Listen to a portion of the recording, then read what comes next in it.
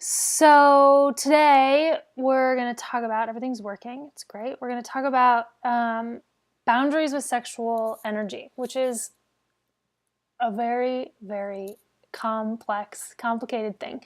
And in prepping for this, because I do prep for these, even though I stumble around and forget what I'm talking about, I spent some time prepping for them. And this one, I started to feel like, holy shit, I've bitten off more than I can chew, because this is a big topic. It's a big topic, and there's a lot that we could say about it. There's a lot that I could say about it. There's a lot that a lot of people are saying about it. And it's been it's a hot topic in some ways, because it's not in some ways. It's just a hot topic because we fuck up with our sexual boundaries all the time.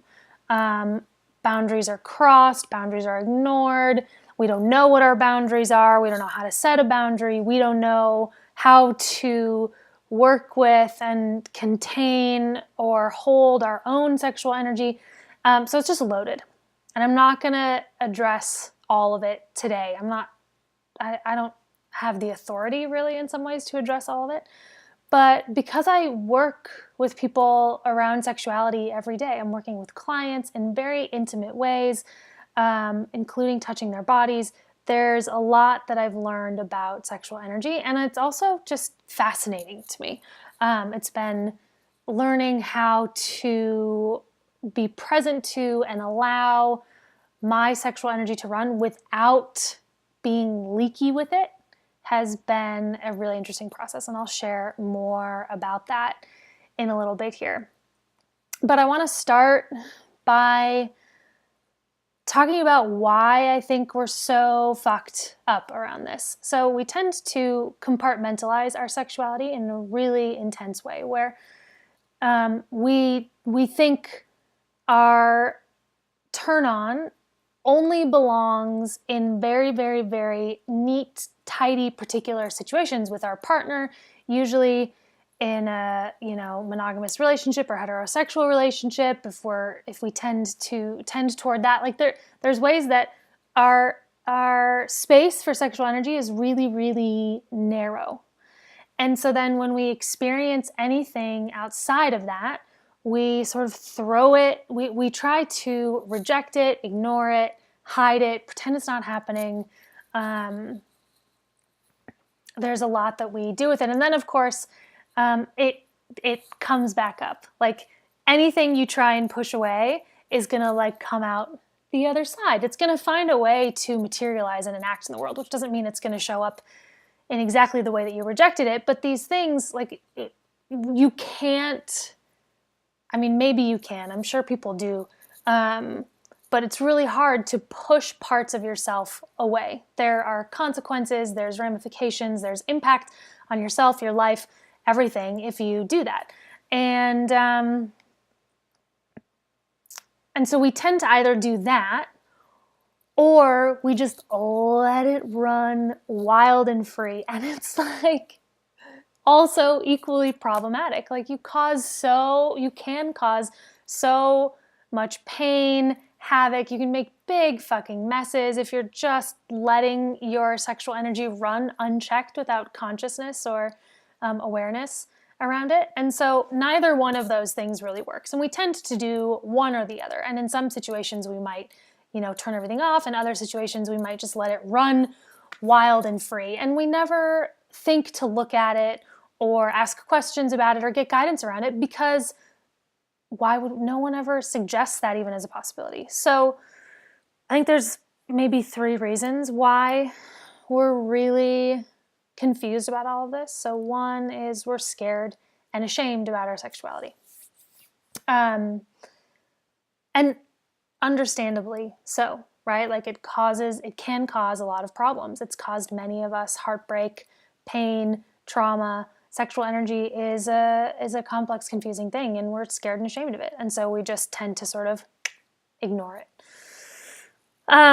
Second reason is no one gives us instruction around this. No one ever says to us, hey, I don't know, maybe that's not true. I'm just trying to think if that's the instruction that we get around our sexuality is really leaves much to be desired, right? Like we don't get into the nuances of what to do if you feel turned on and you're in a situation where that's not appropriate. Maybe some people who are working with like people who are therapists or work with people one-on-one get some instruction about that. I don't know that that's actually true, but we don't get guidance around this. And we don't get guidance either way. It's like I notice in some of the more sex positive teachings and sex positive communities, there's almost the opposite thing that happens. So most of our world, it's like, shut that shit off. Don't let it out. Put your sexual energy away. It's not welcome here in any way whatsoever. And then in these more sex positive communities, it's like, yes, just let it out and let it run wild and free. And then that's equally problematic because it's still then just running unchecked. And we're not actually getting guidance around what to do with the more nuanced sides of it. Of how do you let it be there? How do you let it run without being irresponsible, without running over people? So,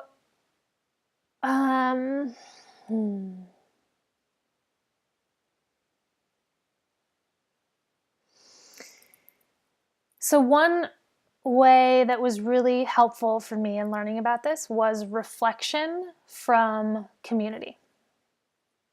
So since this tends to be unconscious for most of us, whether we're shoving it all aside or letting it out, we tend to not know. And so reflection from community around you, especially elders, can be really, really helpful in this. So this was like a fucking, I don't know, 3-year process that I was in with this woman who's now a mentor. She's a dear friend of mine.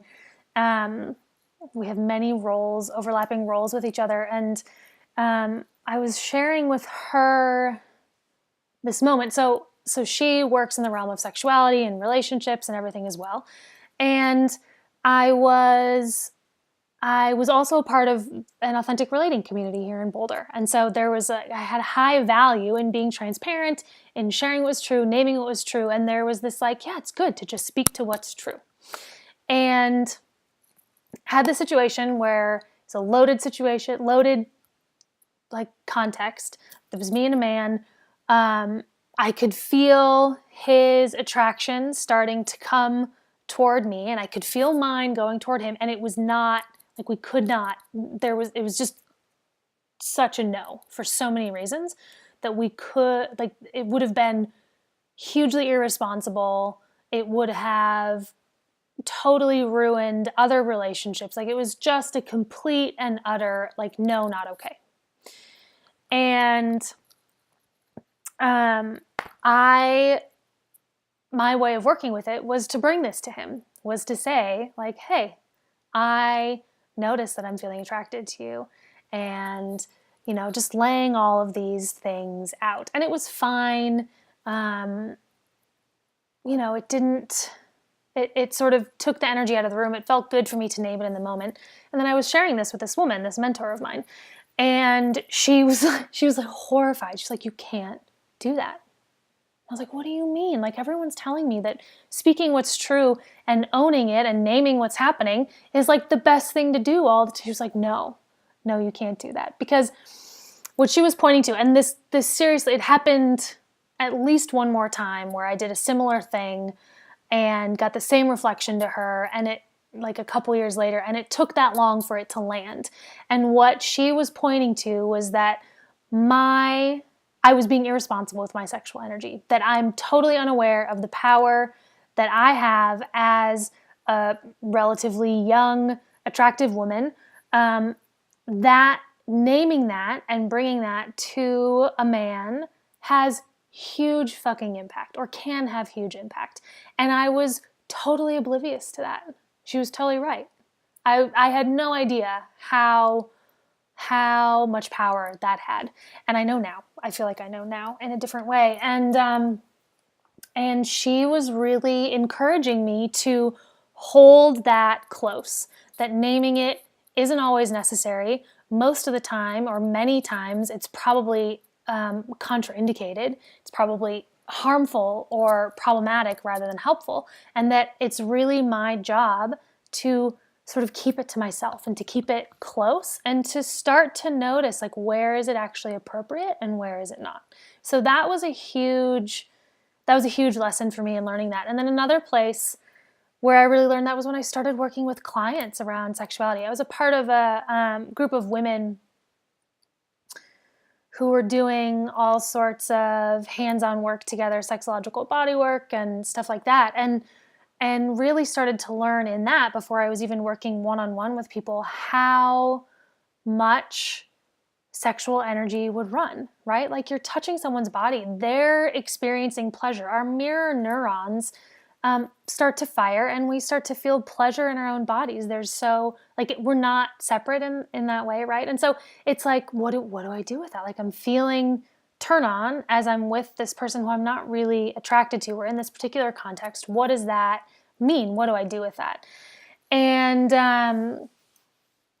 what I learned through that, and then through the training that I've done around sexuality and working one-on-one with clients, is that it's information.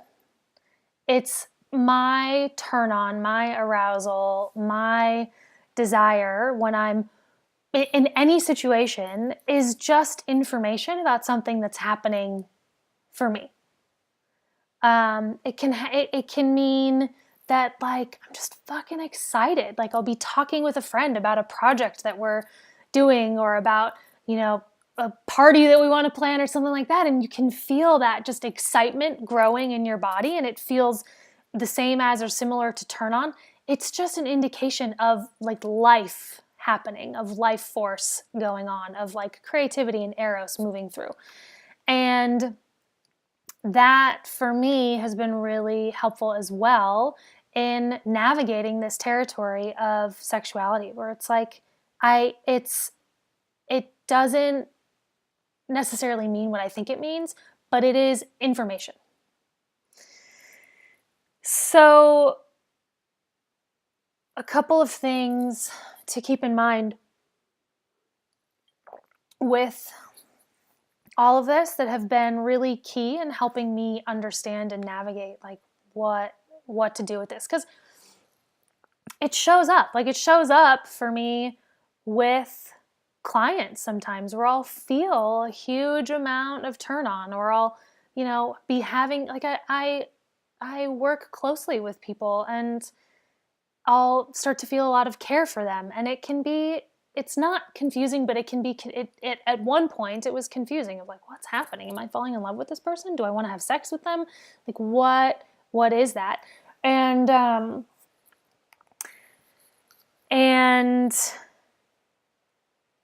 so the three things that have been really necessary for me are to keep in mind around all of this are, number one, eros, which eros is like life force, creativity. Our sexual energy is part of it, one expression of it, but it's not the full breadth and depth of eros.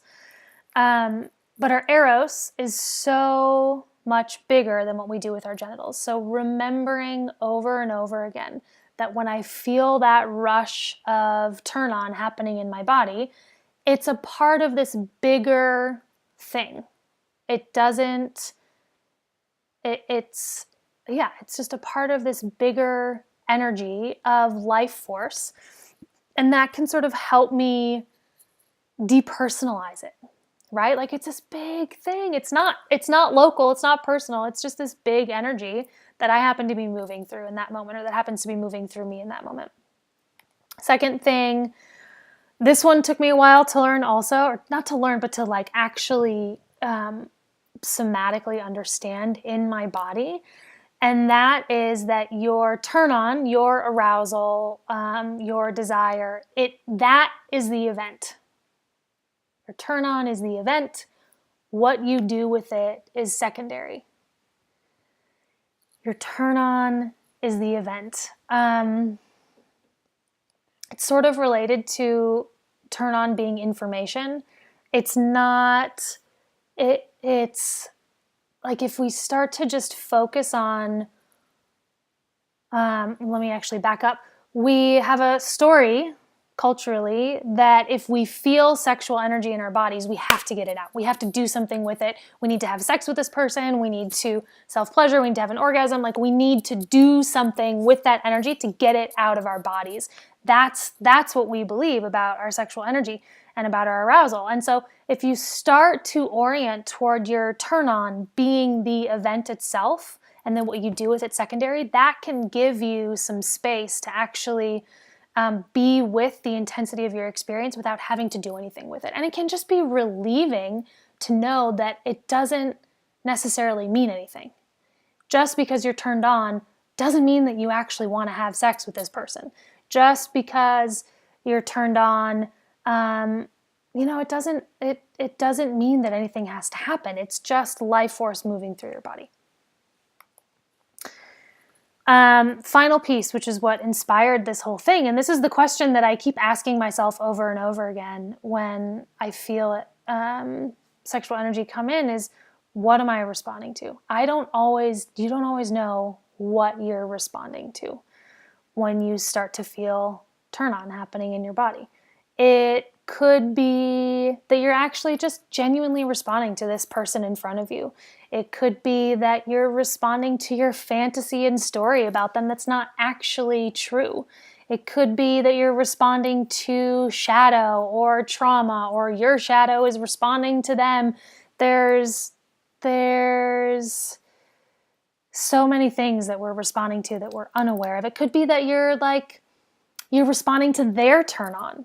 So they're starting to feel desire for you. They're feeling turn on in their own bodies, and that's being directed at you. And then that starts to turn you on and light you up, which is great. It's not a problem, but it can be helpful to know what you're responding to, especially if it's a situation where you're not going to act on it. Like say you're in a monogamous relationship and someone's coming toward you with their sexual energy and you feel turned on. And it's like, God, what's happening? I'm not supposed to be I can't do anything with this. What do I do? It's like, oh, I'm just responding to what's happening for them over there. It's great.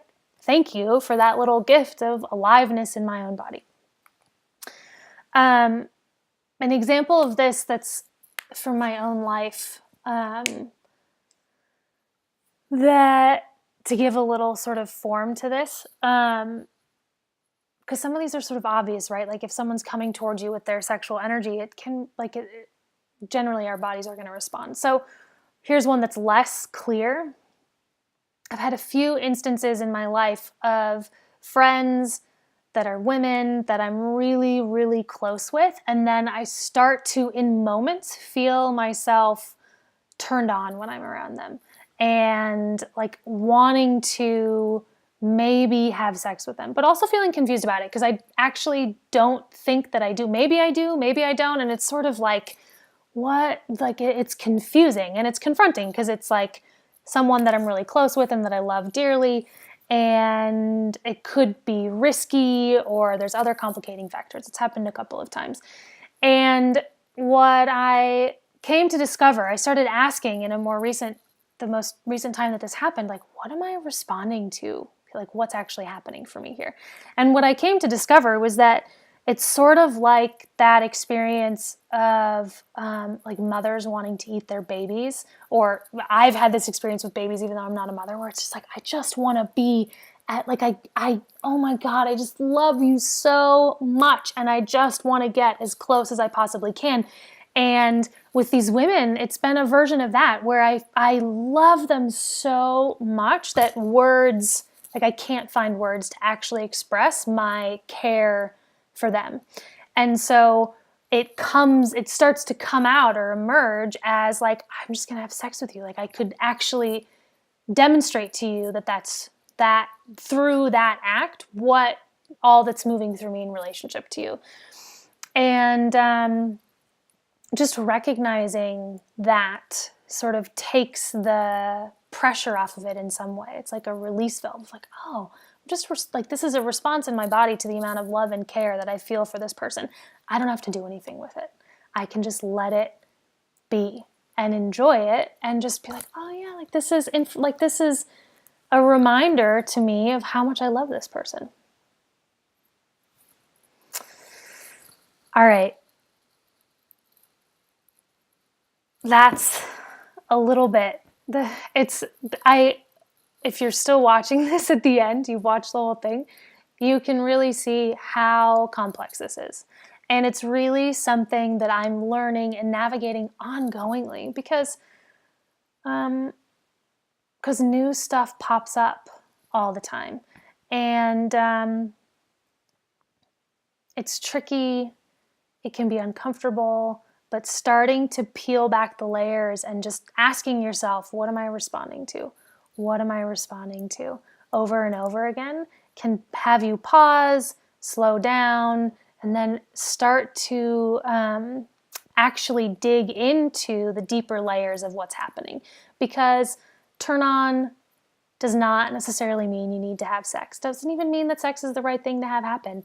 And so coming back to yourself, slowing down, the sensations in your body, starting to notice the stories that you're running in your mind can be a really great way to keep your sexual energy in without turning it off. You're letting it run, but you're also just navigating it on your own before you do anything out in the world. If you have questions, comment. You can comment in here. You can send me a personal message, private message, and you can also email me. I'll put my email in there, but it's alyssa@thiseroticlife.org.